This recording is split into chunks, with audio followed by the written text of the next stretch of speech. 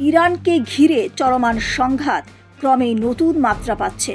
Israel ও যুক্তরাষ্ট্রের সঙ্গে উত্তেজনার মধ্যে এবার ইরানের বিরুদ্ধে লড়াইয়ে যোগ দেওয়ার খবর এসেছে কুর্দি যোদ্ধাদের। আন্তর্জাতিক কয়েকটি গণমাধ্যম জানিয়েছে, হাজার হাজার কুর্দি যোদ্ধা ইতিমধ্যে সীমান্ত পেরিয়ে ইরানের ভেতরে প্রবেশ করেছে এবং কিছু এলাকায় স্থল অভিযান শুরু করেছে। জেরুজালেম পোস্ট ও ফক্স নিউজের প্রতিবেদনে বলা হয়েছে, ইরান সীমান্তবর্তী অঞ্চল থেকে পরিচালিত ইরানি কুর্দি গোষ্ঠীগুলো এই অভিযানে অংশ নিচ্ছে। এসব গোষ্ঠীর হাজারো যোদ্ধা তেহরান সরকারের বিরুদ্ধে লড়াইয়ে নামার প্রস্তুতি আগে থেকেই নিচ্ছিল বলে দাবি করা হয়েছে। খবরে আরও বলা হয়, সাম্প্রতিক দিনগুলোতে কুর্দি যোদ্ধারা ইরানের নিরাপত্তা বাহিনীর উপর চাপ সৃষ্টি করতে এবং দেশটির বিভিন্ন অঞ্চলে তাদের শক্তি ছড়িয়ে দিতে স্থল অভিযানের পরিকল্পনা করে। সেই পরিকল্পনার অংশ হিসেবেই তারা সীমান্ত অতিক্রম করে অভিযান শুরু করেছে বলে উল্লেখ করা হয়েছে।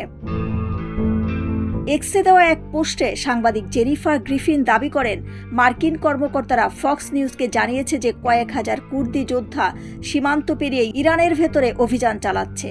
তবে যুক্তরাষ্ট্রের পক্ষ থেকে বিষয়টি নিয়ে ভিন্ন বক্তব্য এসেছে। মার্কিন প্রতিরক্ষা মন্ত্রী বলেন, যুক্তরাষ্ট্রের সামরিক বাহিনী ইরানের ভেতরে বিদ্রোহী গোষ্ঠীগুলোকে সরাসরি অস্ত্র সরবরাহ করছে না, যদিও তিনি ইঙ্গিত দেন যে মার্কিন সরকারের অন্যান্য সংস্থা এ বিষয়ে সম্পৃক্ত থাকতে পারে।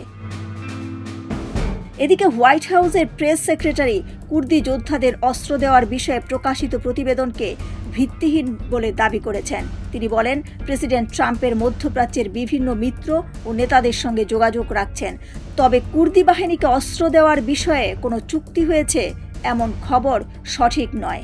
বিশ্লেষকদের মতে, কুর্দি যোদ্ধাদের সম্ভাব্য স্থল অভিযান ইরানের অভ্যন্তরীণ নিরাপত্তা পরিস্থিতিকে আরও জটিল করে তুলতে পারে এবং চলমান আঞ্চলিক সংঘাতকে নতুন মাত্রা দিতে পারে। দিলরুবা খান, ইন্টারন্যাশনাল ডেস্ক, সোনালী নিউজ।